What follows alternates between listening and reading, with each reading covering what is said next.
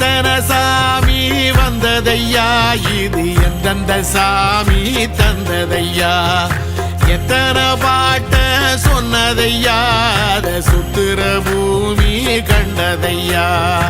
அடிச்சு வீசும் காத்துலையும் அந்த தகப்பனாச சுத்துதையா,